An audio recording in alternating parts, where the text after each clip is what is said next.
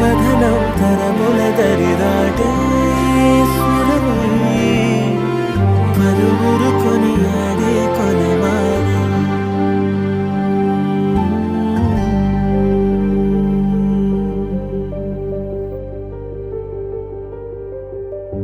అయోధ్యను మించినది అనురాగపు సామ్రాజ్యం, అభిరాముని పుణ్యమిగా అవనిజకి సౌభాగ్యం.